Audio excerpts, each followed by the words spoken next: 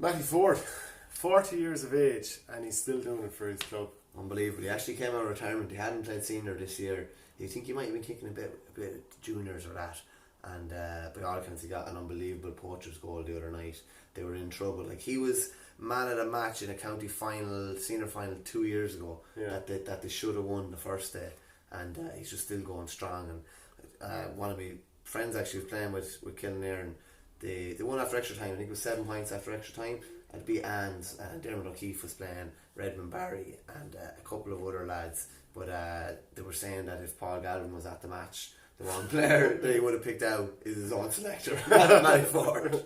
Yeah, I see Maeve Hughes tweeted, at 40 and a few days, Mattie Forde scores crucial goal to keep them senior for 2020. Great fight by the lads. And then Mattie replied, "Stop calling me old, Mavis." There's a great, I don't know if people mightn't have seen it, but I would recommend getting it. There's a DVD, and like a This Is Your Life. They did it of Mattie last year, and it's just top class. They've all big GA celebrities and players that played against them. It's top class. Yeah, he's an absolute genius at the ball. In Monaghan, a penalty shootout to knock a team out of the championship. So Scottstown. It's only a matter of time, wasn't it, Jay? Yeah. It's tough, it's a tough one to take. So it finished Scottstown 19 points, True Gales 213, 4-2 on penalties.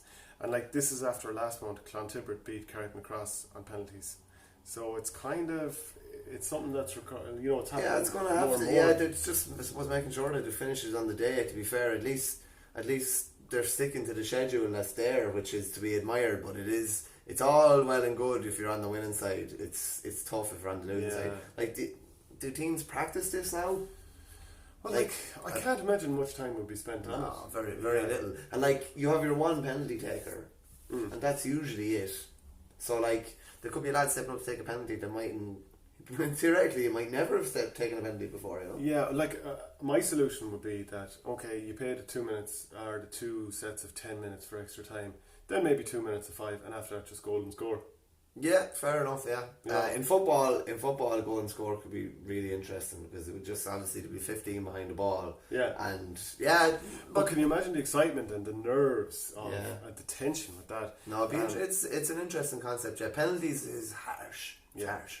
I saw Niall McCoy, he was tweeting about it, and a guy replied saying, "Great excitement, but don't think it's fair on players to decide the outcome after all that preparation." So yeah, we've looked at that. Laois, historic semi-final coming here in the football championship. Ballyfin making their first ever semi-final against Collection, who won their first semi-final for 60 years. Great, yeah. It's good that they're on the one side, and it'll be a history kind of maker in the final. And then on the other side, Grey Cullen and Port Arlington, thereafter drawn in the quarter final 2-11 apiece, and the winner will play Port Laois to get into the other side of the final. So Port Laois, no doubt, will be fancying their chances. Roaring favourites, yeah. Actually, after last week, Keith Begley sent me in a tweet about the football championship in Offaly. You might know about this. Yeah. Ballycommon played Dangan in a relegation final of Offaly Inter-County Championship on Friday evening just gone. Ballycommon won 3 games out of 5 and had a higher points total than all the qualifiers in the opposite group. Tullamore played senior football relegation final after 2 wins, while a team beaten in all group games qualified for the quarterfinals. Yeah, Captain Kerr didn't win a game and ended up in the quarterfinals. Is this mad system where I think it's 2 groups of 5? I think it is, yeah. It's either 2 groups of 5 or 2 groups of 4, and so 4 teams in one group, 4 in another, but you play the teams in the other group. Yeah, like it just doesn't make sense. I don't know. It doesn't make sense at all. It's It's like the Antrim Hurling Championship where you top the group and you face the other top team. Punished, It's just bizarre. Yeah, like Ballycommon won 3 games, ended up in relegation final. But as someone said underneath, what more do you want? You're in a final.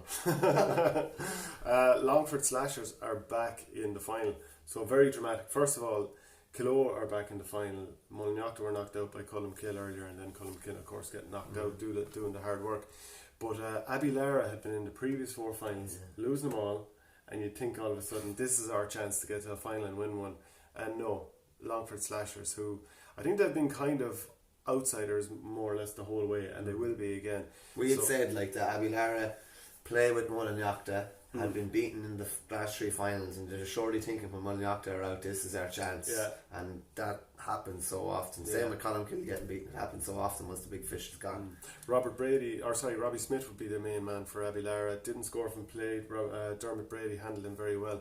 Now Robbie Smith was off in America for the summer, had left the Longford panel before that, so I don't know if he's at the top of the ground at the moment. Peter Foy plays for Longford Slashers. Now he's originally Newtown Cashel, but he was on Celebrity Banished Door back in the day, and they had Ross Purcell, I think, over the team, known as Coach Foy. Worth a follow on Instagram. Apparently Robbie at Ross Purcell. No, not Ross Purcell, Coach Foy. So Robbie and Rory Clark and Andrew Kelly apparently very good. Down quarterfinals, Longstone won 4, Warren Point 3-10, Clonduff 15 points, Carryduff 2-7, Ballyholland 12, Mayo Bridge 1-8, and then the big game Kilcoo against the Burn hasn't been played yet. That's been played on Monday evening.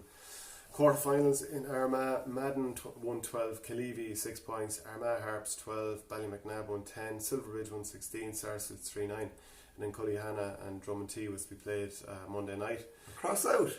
Huh? Cross or out? No, I'm pretty sure they're in there somewhere. Quarterfinal, they're quarterfinal playoffs. Playoffs, yeah. They're still the big fish. Even though Jamie Brennan is kicking football with Neasden Gales over in London this year. Oh, Jamie Clark, sorry. Despite having played with Armagh this year, which is an interesting one. He's absolutely running wreck over there. A couple of small surprises around the country. Declan Martin was tweeting about Ahowillan knocked out of the Leitrim Championship by Mohill. And then another tweet in Bagnallstown beat Old Leighlin in Carlow in the quarter final. Bit of a surprise, but not really a major shock. Waterford Football Championship. I thought this was interesting. There was 3 quarter finals. Three of the 4. Why is the Waterford Football Championship been played so early? Are they not specialists at playing the final the week before Christmas usually? But the Nair or 4 Mile Water, someone usually win on like a Tuesday night or something like that in the weirdest time ever, and then sometimes they can't play Munster. Well, look, I mean, both of their county teams were out so early this year. It was the same last year. Yeah, but normally, yeah, that's true actually. There's no arguments there. But 3 of the 4 quarterfinals went to extra time. That tells you something. The one that stood out for me was Ballynacorty beat Kilrossity 4-6, 3-5 after extra time. The reason it stands out is because of Paul White at Kilrossity. He's kind of Waterford's best footballer. It's not Paul White, the big show now. It's a different Paul White. Yeah, it's a different one. He was told to retire last year because of a hip issue, and he stayed playing on. And they got to the county final, and the talk is that he would have retired if to win the county final. They ended up losing to the Nair. Still playing, scored 2-2 the other night, but they ended up losing after extra time. So last gasp goal by Michael Maher sealed victory for Ballynacorty, and 7 goals, 4 penalties, 2 red cards, 3-5 apiece after normal time, and it was like a 45 by the goalkeeper that took it to extra time. Ballynacorty, of course, their women's team have won a ridiculous amount of All Irelands. Michael Ryan. I was going to say the former Watford hurling manager I think and Westmeath 6 or 7 All Irelands, and I think they're on a ridiculous unbeaten streak as far as I remember, 20 something. I could be wrong. I'm open to correction, but the men have been in the shadows there for a while. The Nair were in trouble with Dunrin for a long time, but they won after extra time. Rathgormack are through to the semi-finals for the first time since 2005. A late Conor Murray goal against Galtier.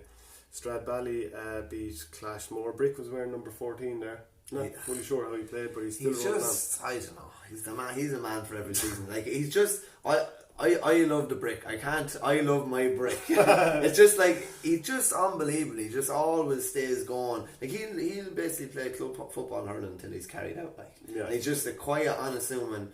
He's just he's a hard bastard as well. Well, Stradbally against Rathgormack and Niall against Ballynacorty, so that's the semi-finals there.